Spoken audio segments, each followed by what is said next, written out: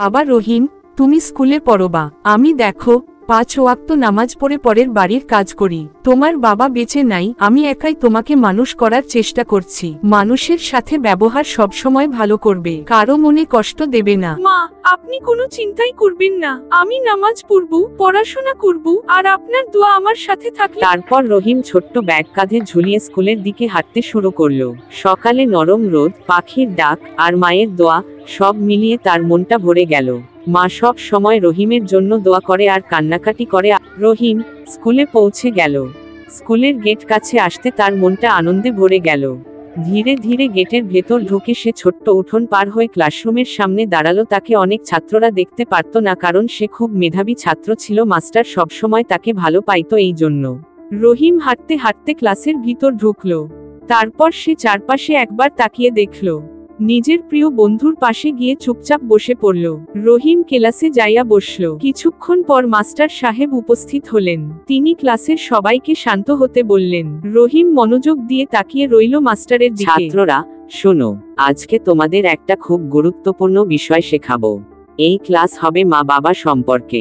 মা বাবা কারা জানো? মা বাবা হচ্ছে সেই মানুষ যাদের কারণে আমরা এই পৃথিবীতে এসেছি। তারা আমাদের কত কষ্ট করে বড় করেন, খাওয়ান, পড়ান, ভালো মন্দ বোঝান।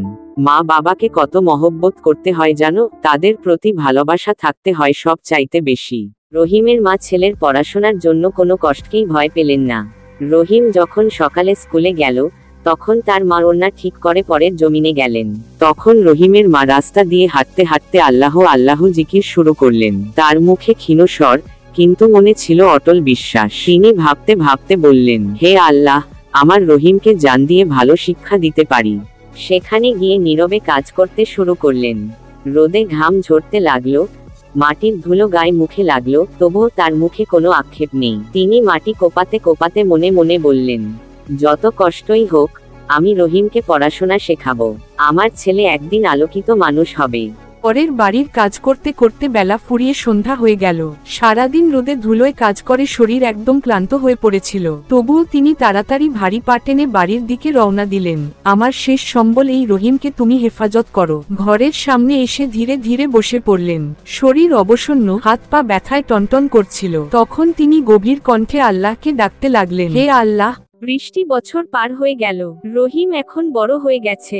রহিমের মা বুড়া হয়ে গেছে আর রহিম একটি বড় চাকরি পেয়েছে অফিসারের। শহরে গিয়ে বড়লোকের অহংকার মেয়ে বিয়ে করে। তারপর রহিম আর গ্রামে ফোন করত না, মাকে দেখতে যেত না। বুড়ো মা পাথরের মতো চুপচাপ বসে থাকতেন বারান্দায়, চোখের কোণে অশ্রু জমে থাকতো। শোনো, আমি এখন অফিসে থেকে আসলাম, আমার জন্য অল্প হালকা গরম পানি করো, আমি গোসল ছেড়ে নেব। আমার তো অল্প সর্দির মতো আছে। এটা তোমার থানা না যে তুমি হুকুম করবা আর পেয়ে যাবে। আমি তো বাবার সাথে কথা বলতেছি, তোমার যদি দরকার হয় ওখানেই পানি আর গ্যাস আছে, নিজেই গরম করে নাও। স্ত্রী শুনে না সব সময় রহিমের সঙ্গে ঝগড়া বিভাগ। পায়ে হেঁটে হেঁটে রহিমের বুড়া মা ক্লান্ত শরীরে ছেলেকে এক নজর দেখার জন্য তার বাসায় গেলেন। কিন্তু তার স্ত্রী তাকে দেখে চট করে বললেন এবং বিরক্ত মুখে বললেন, আইসে বুড়িটা, সব সময় আইসা আমারে জ্বালায়, যাও বাইরে থাকো। রহিমের স্ত্রী কথা শুনে রহিমের মা সেখানে বসে পড়লেন। বৃদ্ধা মা স্ত্রীর কথাগুলো শুনে কেমন শূন্য হয়ে গেলেন। পায়ে হেঁটে হেঁটে রহিমের বুড়া মা ক্লান্ত শরীরে ছেলেকে এক নজর দেখার জন্য গিয়েছিলেন। কিন্তু রহিমের স্ত্রীর কথা শুনে রহিমের মা মনে বড় বেদনা নিয়ে বাড়ির দিকে ফিরলেন। কিন্তু রহিমের ছোটবেলার কথা মনে পড়ে গেল। এই কথা ভাবতে ভাবতে ঘরের সামনে এসে গ্রুপ করে বসে পড়লেন আর আল্লাহর কাছে কান্নাকাটি করতে লাগলেন, আল্লাহ আমার রহিমকে ভালো রাখ।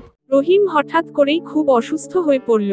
শরীর দিন দিন শুকিয়ে যাচ্ছিল, মুখে কোনো কথা ছিল না। গ্রামের কোনো কবিরাজ, ওঝা বা ডাক্তার এই রোগ চিনতে পারল না। সবাই বলতো, এ কেমন রোগ, আগে কোনোদিন দেখি নাই। দিন যায়, রাত যায়, রহিমের বাড়ি অদ্ভুত নিস্তব্ধতায় ডুবে থাকে। কেউ ঠিকমতো কাছে আসতে সাহস করে না, সবাই দূর থেকে শুধু তাকিয়ে থাকে। একদিন সকালবেলা এক অচেনা ডাক্তার এলেন। পরনে সাদা অ্যাপ্রন, কাঁধে একটা বড় ব্যাগ। তিনি বাড়িতে ঢুকে চুপচাপ রহিমকে পরীক্ষা করলেন। তারপর খুব গম্ভীর স্বরে বললেন, দুঃখিত, এই রোগী আর কোনোদিন সুস্থ হবে না। এই রোগ খুব ছোঁয়াচে। হঠাৎ করে রহিমের মা শুনতে পেলেন যে রহিম খুব গুরুতর অসুস্থ হয়ে পড়েছে। বড় একটি মরণব্যাধি তার শরীরে আক্রমণ করেছে।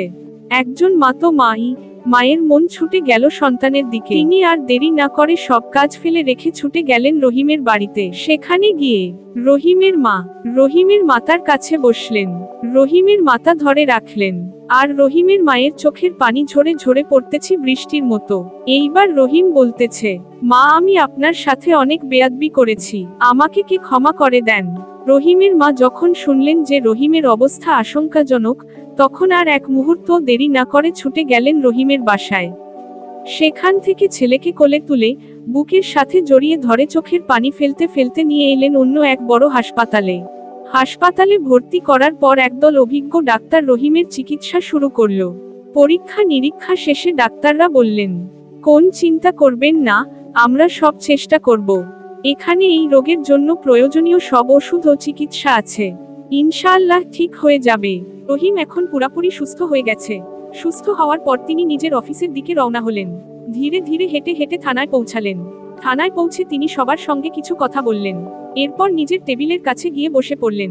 টেবিলে রাখা ফাইলগুলো তিনি একে একে দেখতে শুরু করলেন। পুরনো নথি ঘাটাঘাটি করতে লাগলেন। কোনো অভিযোগ বা মামলা নিয়ে কি কাজ বাকি আছে সেগুলো মনোযোগ দিয়ে যাচাই করতে থাকলেন। এভাবেই রহিম আবার নিজের কাজে মনোযোগ দিলেন। বাবা রহিম, যা হবার হয়েছে, এখন তুমিও পুরোপুরি সুস্থ হয়ে গেছো। আমার বৌমা আর রুমিকে বাড়িতে নিয়ে আসো। আমার মন তোমার মেয়ে রুমিকে ছাড়া ভালো লাগছে না। না মা, এটা কখনো হবে না। যখন আমি অসুস্থ হয়ে মৃত্যুশয্যায় পড়েছিলাম, তখন তারা আমার কোনো খোঁজ রাখেনি, আমার পাশে বসে একটু সান্ত্বনা দেয়নি। আর আজ আমি সম্পূর্ণ সুস্থ হয়েছি। মা ছেলে কথাবার্তা বলতেছিল। দুজনের মধ্যে একটু কাটাকাটি হইতেছে। এই সময় হঠাৎ করে রহিমের স্ত্রী ও শ্বশুর রহিমের বাড়িতে উপস্থিত হলেন। মা, আমার বড় ভুল হয়ে গেছে, এই জীবনে আর শান্তি পাবো না। আপনার পায়ে পড়ি মা, ক্ষমা করে দিন আমাকে। বৌমা, যেই নিজের ভুল বুঝতে পারে সেই তো আসল মানুষ। তুমিও আজ সেই মানুষ হয়েছ। তোমাকে আমি মন থেকে ক্ষমা করে দিলাম। আল্লাহ তোমার মঙ্গল করুক। বিয়ান সাহেব, আমাদের অনেক ভুল ত্রুটি হয়ে গেছে। আপনাদেরকে অনেক জ্বালা যন্ত্রণা করেছি। আসলে এই বিশাল বাংলার প্রকৃত মালিক তো একমাত্র আপনি আর বাবা রহিম। আমাদেরকে মাফ করে দিও। তারপর রহিমের হুশুর সবাইকে নিয়ে রহিমের বিশাল বাংলাতে চলে এলেন। এখানে সবাই মিলে একসাথে সুখে শান্তিতে বসবাস করতে শুরু করলেন। এই পর্যন্তই আজকের গল্পের সমাপ্ত করলাম। ভিডিওটি ভালো লাগলে অবশ্যই লাইক দিন, কমেন্ট করুন এবং আপনার প্রিয়জনের সাথে শেয়ার করতে ভুলবেন না। আমাদের চ্যানেলটি সাবস্ক্রাইব করে রাখুন, যাতে পরবর্তী ভিডিওর আপডেট সবার আগে পান।